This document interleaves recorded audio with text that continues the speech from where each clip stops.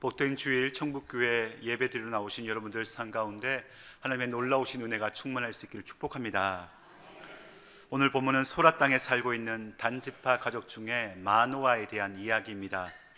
그의 아내는 아이를 낳지 못했습니다. 그러던 중 하나님의 사자를 만나 출산 소식을 듣게 되었습니다. 태어날 아이는 나실인으로서 포도주를 마시면 안 되고 독주를 마시셔도 안 됩니다. 그리고 머리에는 삭도를 대서는 또 안 됩니다. 그리고 아이를 하나님께 바치라고 명령합니다. 그러면 이 아이는 장차 커서 이스라엘의 구원자가 될 것이라 말하고 있습니다. 사사기 13장 4절에서 5절 말씀입니다. 시작. 그러므로 너는 삼가 포도주와 독주를 마시지 말며 어떠한 부정한 것도 먹지 말지니라. 보라, 내가 임신하여 아들을 낳으리니 그의 머리 위에 삭도를 대지 말라. 이 아이는 태에서 나옴으로부터 하나님께 바쳐진 나실인이 됨이라.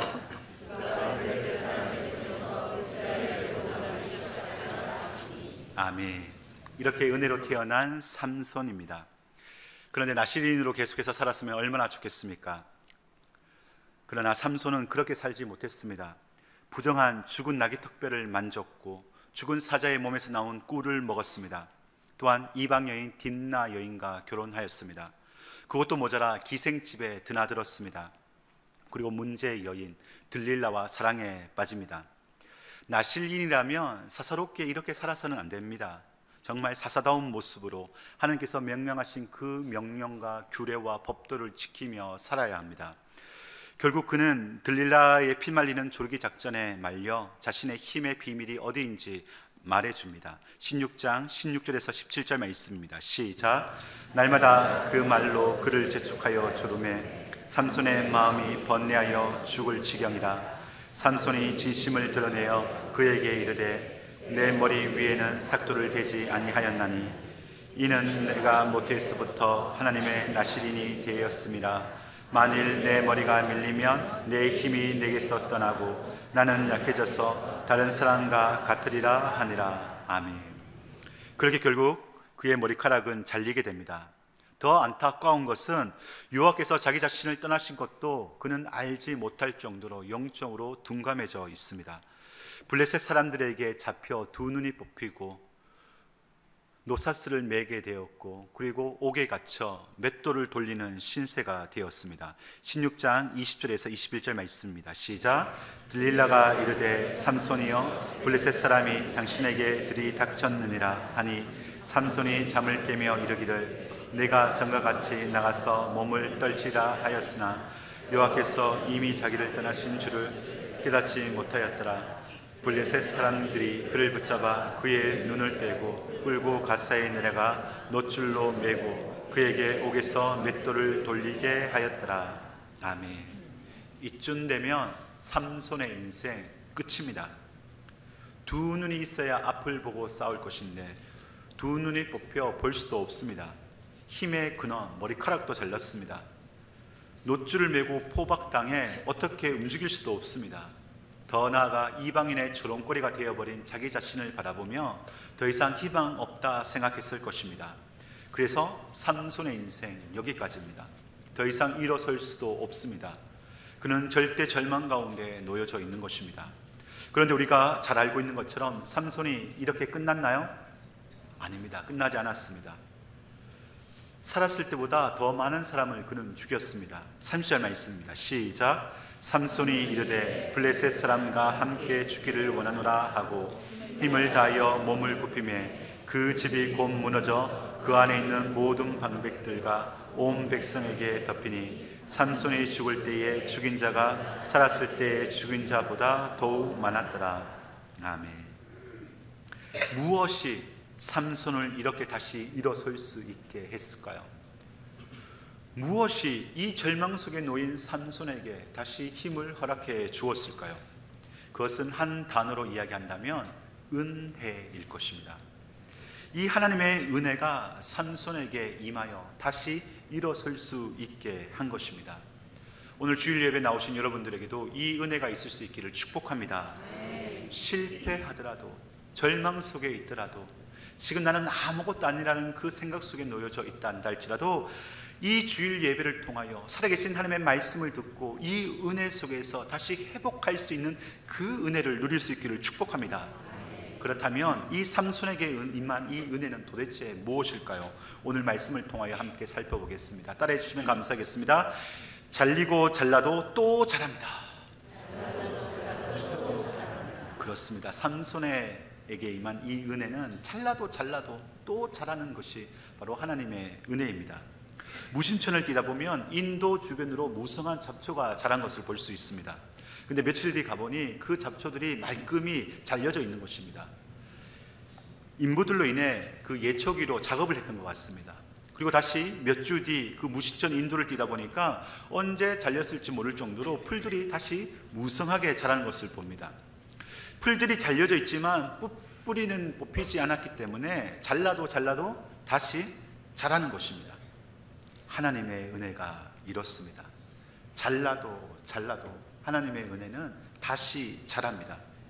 푸른 뿌리가 뽑히면 더 이상 생명력을 잃어 죽게 되지만 하나님의 이 은혜는 그 누구도 뽑을 수가 없습니다. 로마서 8장 38절에서 39절 말씀입니다. 시작. 내가 확신하오니 사망이나 생명이나 능력이나 높음이나 깊음이나 다른 어떤 피조물이라도 우리를 우리 주 그리스도 예수 안에 있는 하나님의 사랑에서 끊을 수 없으리라. 아멘. 우리를 그리스도 예수 안에 있는 그 하나님의 사랑에서 절대로 끊을 수 없다라고 이야기합니다. 하나님의 은혜가 이렇습니다. 아무리 이 은혜를 자르고 뽑으려고 해도 하나님의 은혜는 잘려지지 않고 혹여나 잘려도 다시 자랄 뿐만 아니라 절대로 뽑을 수 없다라고 이야기합니다. 그런데 우리들의 삶의 모습은 어떠한가요? 집에서 아들 세 놈이 방방 뛰어놉니다. 그러면 저는 교양이 있기에 조용히 다 이릅니다. 얘들아, 지금 집에서 뛰어놀면 안 돼. 밑에 할머니가 힘들어하셔. 그래도 아이들이 조금 있다가 다시 또 뛰어놉니다. 그래서 저는 교양이 있기에 다시 한번 조용히 얘기합니다. 얘들아, 좀 한 번만 더 뛰면 진짜 혼낸다. 이 말에 그래도 아이들이 경고를 조금 받았듯이 그래도 잠시 조용히 있습니다. 그런데 아들 세 놈이 그냥 있나요? 다시 또 뛰어놉니다.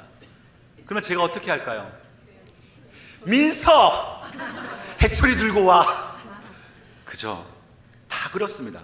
이게 모든 사람의 마음일 것입니다. 같은 잘못을 한 번 하면 넘어갈 수 있습니다. 그런데 계속해서 반복한다면 그것은 그의 연약함도 있겠지만 이놈이 나를 무시하나, 나를 업신여기나, 나를 깔보는 것은 아닌가라고 생각합니다. 그런 사람이라면 언제든지 나를 배신할 수 있고 나의 생계에 밧줄을 끊어놓을 수도 있기 때문에 아예 처음부터 싹을 잘라야 합니다. 관계를 끊어야 합니다. 그런 사람보다 말 잘 듣는 유능한 사람들과 관계를 맺어야 합니다. 삼손을 보십시오. 소도에 열거했던 것처럼 그는 나실인으로서 저질러서는 안 되는 수많은 불순종들을 하나님의 뜻을 거역하는 것을 저지르며 살았습니다.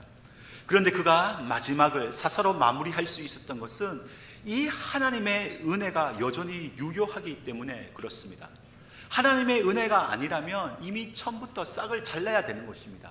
그럼에도 하나님의 은혜는 여전히 삼손에게 임하여 그를 마지막 사사로서 그렇게 마무리할 수 있게 해 주신 것입니다. 22절 말씀입니다. 시작.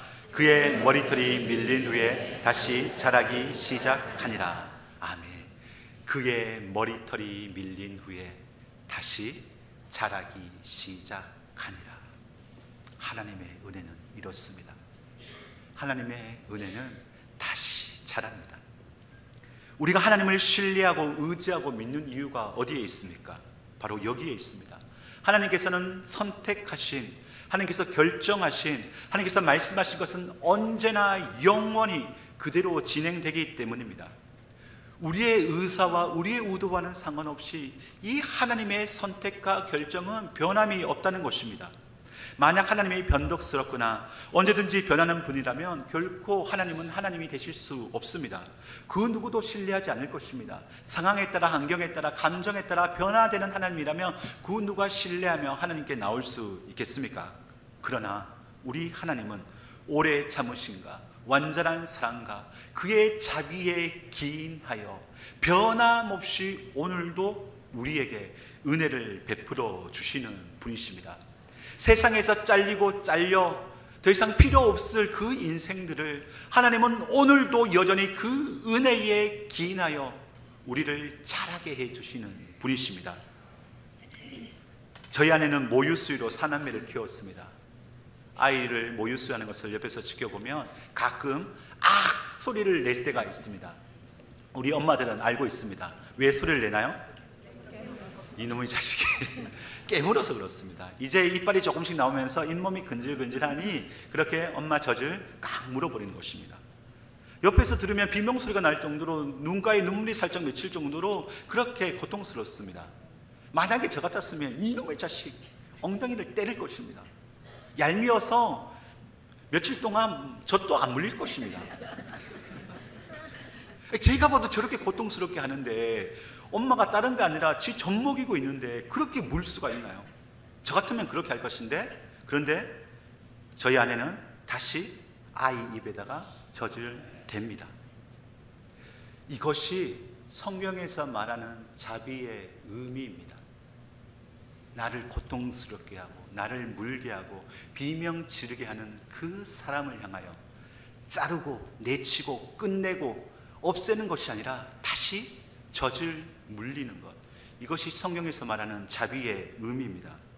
나시인으로서, 사사로서, 더 나아간 남자로서 해서는 안 될 짓을 이 삼손은 그렇게 저질렀습니다. 세상 사람들 같으면 이런 놈은 잘라야 됩니다. 탄핵시켜야 됩니다. 멀리 떠나보내야 됩니다. 가까이 해서는 안 됩니다. 그러나 하나님의 자비는 오늘도 여전히 유효하여 아프더라도 그 자식에게 젖을 물리는 어미의 그 마음으로 그렇게 은혜를 베풀어 주십니다. 다시 그의 머리카락을 자라게 해 주십니다. 사랑하는 종목교회 성도님들, 하나님의 은혜는 언제나 다시 자랍니다. 아무리 잘리고 잘려져도 이 하나님의 은혜는 다시 자랍니다. 그 어떠한 세상의 피조물도 이 하나님의 은혜를 뽑아낼 수가 없습니다. 아파도 젖을 다시 물리는 그 어미의 자비하심으로 우리 하나님은 우리를 그렇게 품에 안으십니다. 배고파 우는 그 자식을 나물나라 내팽개치는 것이 아니라 다시 품에 안아 젖을 물려주시는 분이 바로 우리 하나님의 은혜인 줄 믿습니다. 그렇다면 잘리지 않고 더 잘 자라기 위해 애쓸 수 있기를 축복합니다. 삼손처럼 내 하고 싶은 대로 살아가는 것이 아니라 다시 자라게 하시는 그 하나님의 은혜와 그 자비를 우리가 알고 경험하고 있다면 이 자리에 나온 여러분 모두가 하나님의 말씀에 순종하며 나아갈 수 있기를 축복합니다. 그럴 때 우리는 두 번째 하나님의 은혜가 무엇인지 알 수 있습니다. 따라해 주시면 감사하겠습니다. 아무리 큰 파도도 고래를 삼킬 수 없습니다. 그렇습니다. 아무리 큰 파도도 고래를 삼킬 수 없습니다. 삼손은 그야말로 큰 실수를 저질렀습니다. 나시린으로서 지켜야 될 그 마지노선을 어겼습니다. 그런 그에게 하나님이 떠나시는 것은 당연합니다. 20절 후반절 말씀입니다. 시작. 여호와께서 이미 자기를 떠나신 줄을 깨닫지 못하였더라. 아멘. 그래서 그는 머리가 밀리고 두 눈이 부비고 노스에 매이고 옥에 갇혀 물맷돌을 돌립니다. 그런 인생들 그 누가 떠나지 않겠습니까? 그렇게 하나님 또한 삼손을 떠났습니다. 니츠가 쓴 짜라투라투스는 이렇게 말했다 해서 그 낙타 인생처럼 그 낙타가 누군가 낙타 등에다가 짐을 싣고, 그런데 그 짐이 어떤 짐인지도 모릅니다. 가는 그 방향도 모릅니다. 주인이 이끈 대로 그 무거운 짐을 지며 어디로 가는지도 모르는 그 인생으로 평생 그렇게 살다 죽는 것이 낙타 인생입니다. 삼손이 바로 그렇습니다. 하나님이 불러주셨지만, 스스로 선택해 주셨지만 하나님의 은혜를 저버리고 자기 마음대로 자기 속에는 옳은 대로 살았던 그 인생, 바로 낙타와 같이 되었습니다. 그런데 삼손이 알고 있는 한 가지가 있었습니다.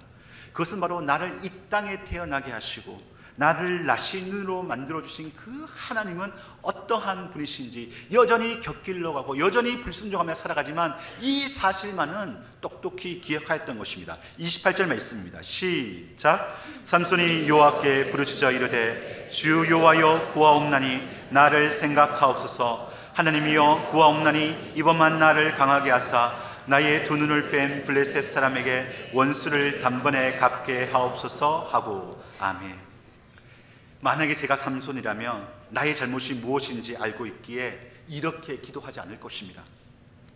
삼손은 염치가 없는 사람입니다. 그냥 입 닫고 주어진 벌 달게 받아야 합니다. 그것이 나의 죄의 값이요 속죄의 길이요 그가 할 수 있는 최선의 길이기 때문에 그렇습니다. 그 잘못한 일에 대한 상한 벌을 받는 것이 당연하기 때문에 그렇습니다. 그러면 염치 없이 왜 구합니까? 그냥 가만히 있어야 되지. 이것이 세상의 논리입니다.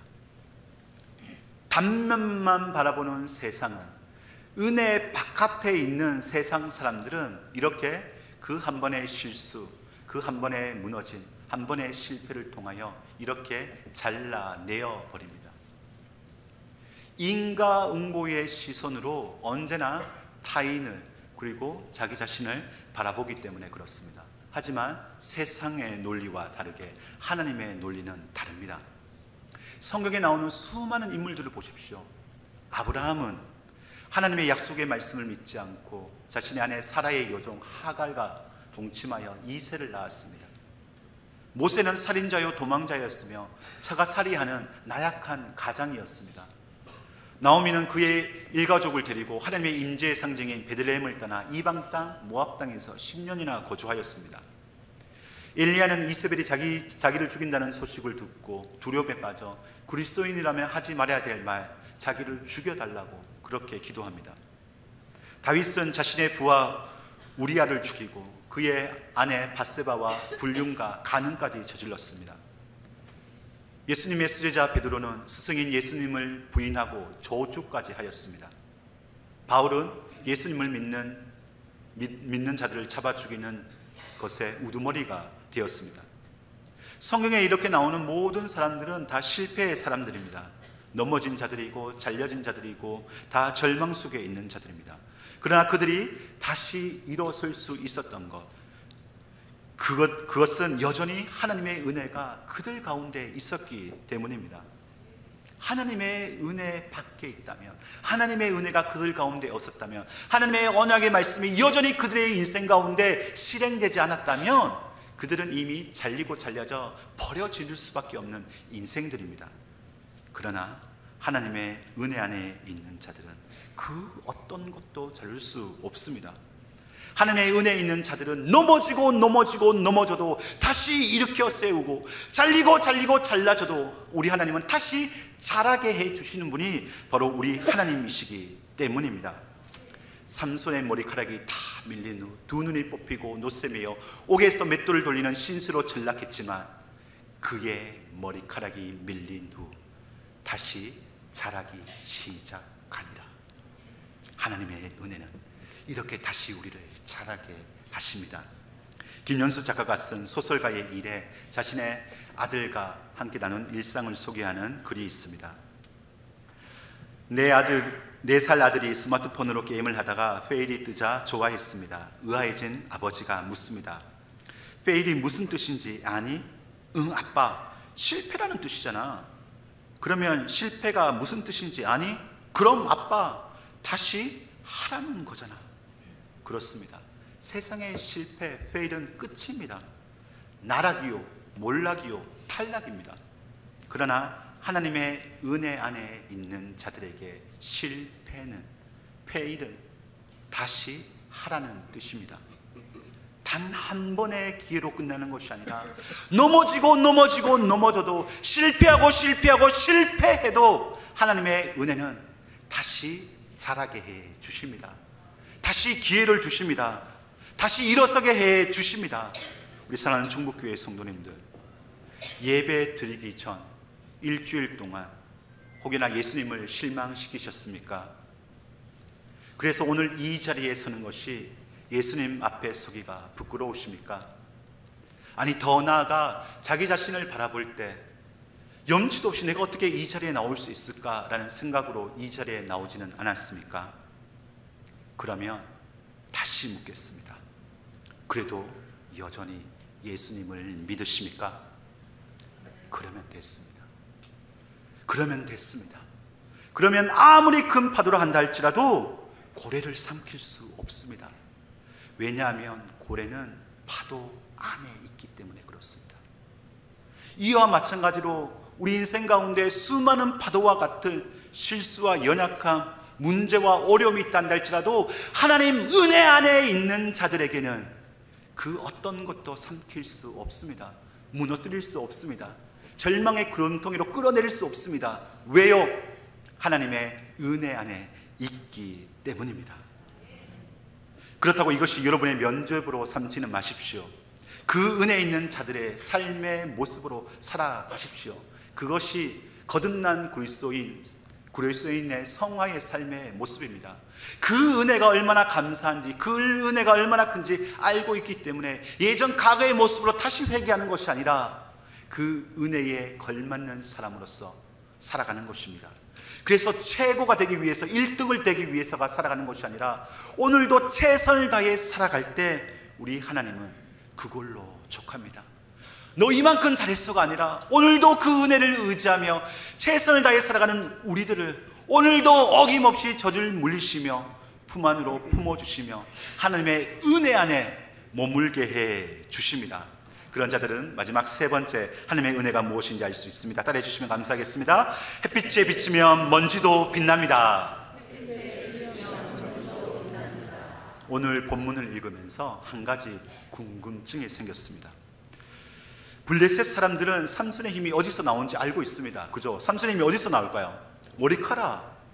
만약에 제가 블레셋 사람이라면 그 밀은 머리카락을 다시는 못 자라게 불로 지질 것 같습니다. 또 자라가지고 힘이 나면 어떻게 할까요? 또 블레셋을 괴롭히면 어떻게 할까요? 불로 지지거나 아니면은 바짝 밀었는데 또 자랄 기미가 보이면 또 밀어버리고 할 것인데, 그런데 한번 밀고 난 이후 그대로 내버려 둡니다. 이 궁금증을 가지고 여러 관련 책을 읽으면서 답을 얻게 되었습니다. 그것은 바로 이방인들이, 그 당시 이방인들이 가지고 있었던 세계관 때문에 그렇습니다.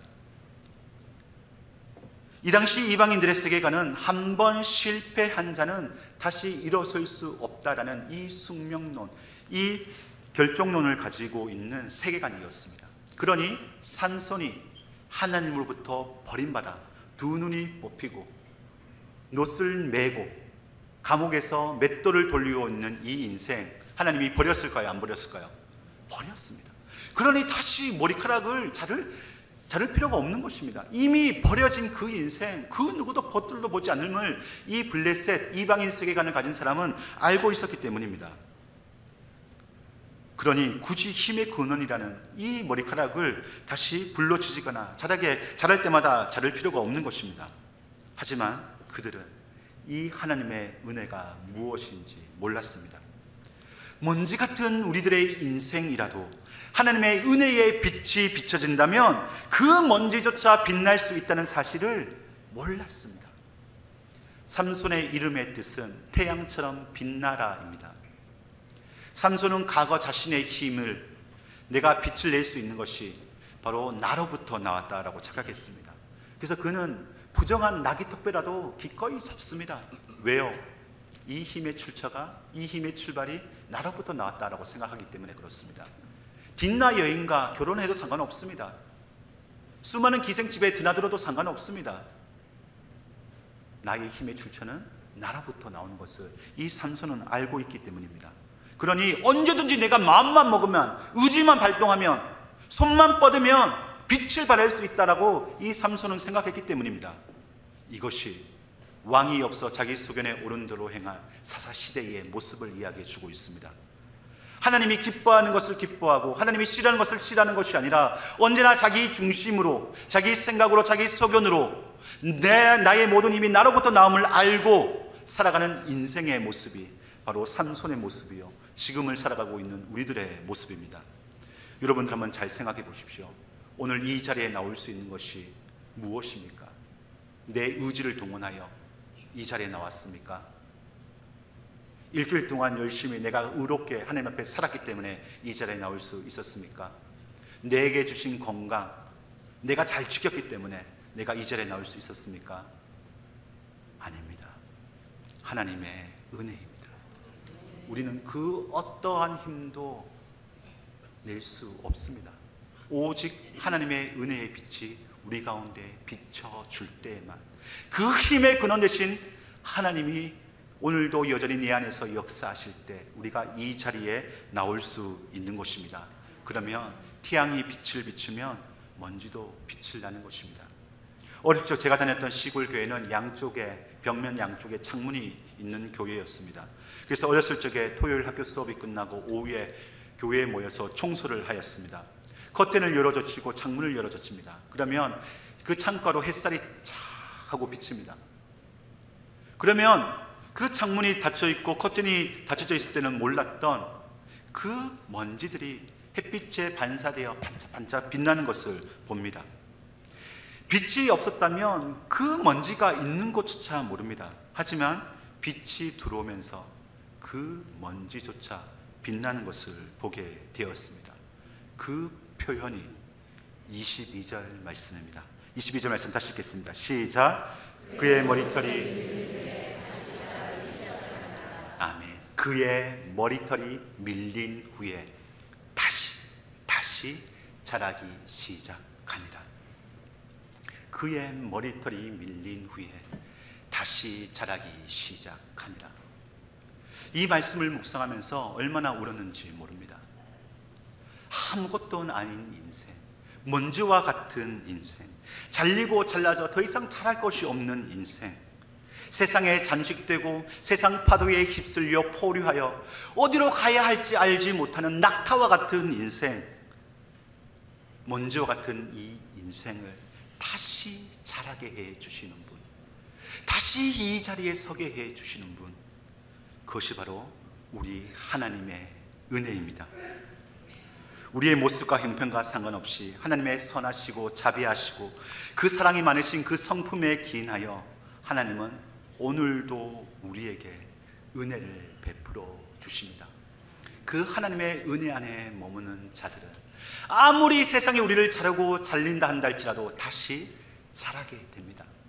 세상의 모진 풍파가 우리를 휩쓴다 한다 할지라도 오늘도 여전히 하나님의 은혜 안에 있기에 우리를 잠식할 수 없습니다. 오히려 그 은혜 안에서 우리는 자유를 누릴 수 있습니다. 이 하나님의 은혜를 시편 기자는 이렇게 고백합니다. 시편 102편 12절에서 14절 말씀입니다. 시작. 여호와여, 주는 영원히 계시고 주에 대한 기억은 대대에 이르리이다. 주께서 일어나사 시온을 긍휼히 여기시리니 지금은 그에게 은혜를 베푸실 때라. 정한 기한이 다가오미니이다. 주의 종들이 시온의 돌들을 즐거워하며 그의 티끌도 은혜를 받나이다. 아멘.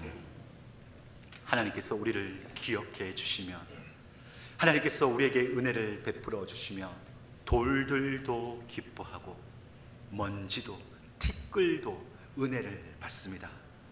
하물며 우리들의 인생을 무엇이 할 수 있겠습니까? 먼지 같은 우리들의 인생이라도 하나님의 은혜의 빛이 비춰지면 빛을 낼 수 있습니다.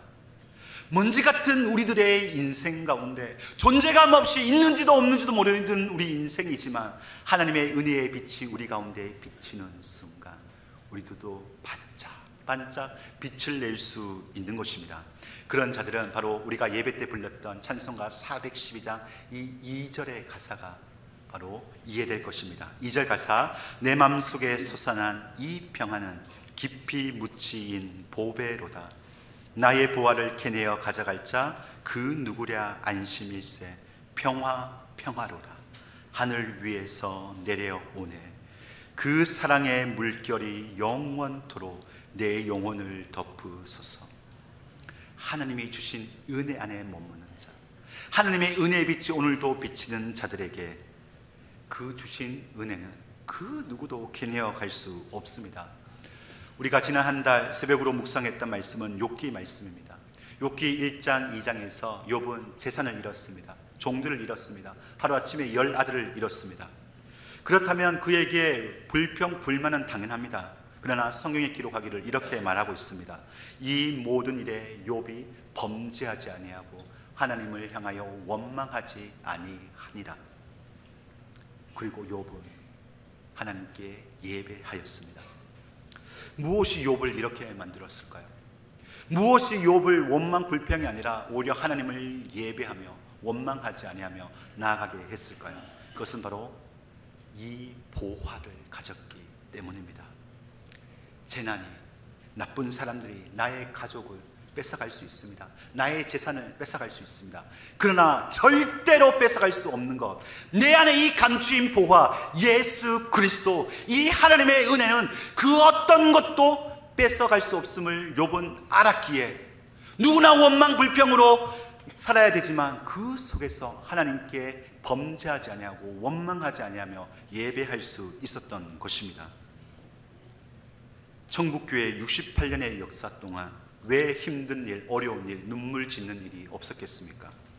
그럼에도 불구하고 68년 동안, 그리고 앞으로의 100년, 더 나아가 주님 오시는 그날까지 우리가 세상의 핍박 속에서 나아갈 수 있는 이유가 어디에 있습니까? 그 세상의 모진 풍파 가운데 고개 떳떳이 쳐들고 어깨를 누러뜨리지 않고 어깨를 펴며 앞으로 당당히 걸어갈 수 있는 이유가 어디에 있습니까? 바로 우리 천국교회 안에 예수 그리스도의 보화가 있기 때문인 줄 믿습니다. 68년 전 개척할 때부터 이 하나님의 은혜가 천국교회를 흘러가고 있으며 앞으로 또한 이 은혜가 흘러가고 있기 때문에 그 은혜 안에 있는 천국교회는 절대 그 누구도 빼앗아 갈 수 없습니다. 캐내어 갈 수 없습니다. 여러분들의 인생은 어떠하십니까? 재난과 배신과 고통, 고난을 당하여 주일 예배 이 자리에 나와 하나님을 예배하고 찬양하고 봉사할 수 있는 이유가 어디에 있습니까? 내 스스로 빛을 발하여 내 스스로 힘을 내어서 이 자리에 나왔습니까? 아닙니다. 하나님의 은혜가 우리 가운데 있기 때문이요, 그 어떤 것도 빼앗아갈 수 없는 그 보화 예수 그리스도가 우리 안에 있기 때문인 줄 믿습니다.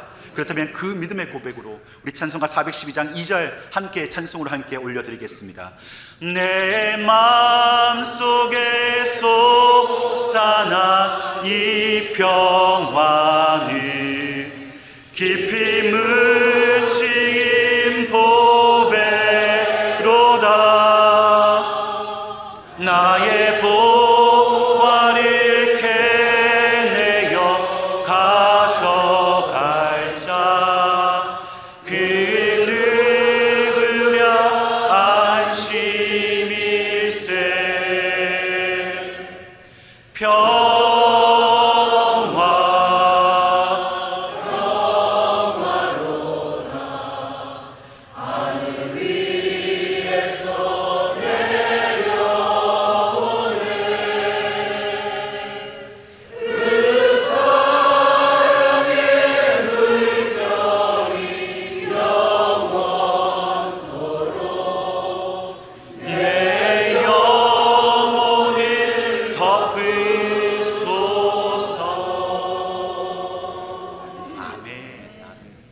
계신 그 예수 그리스도, 그 누구도 캐내어 갈 수 없는 그 예수 그리스도가 우리 안에 있기에 하나님의 은혜는 여전히 우리의 삶을 돕고 있을 뿐만 아니라 오늘도 그 은혜의 빛을 우리 가운데 비춰주고 계십니다.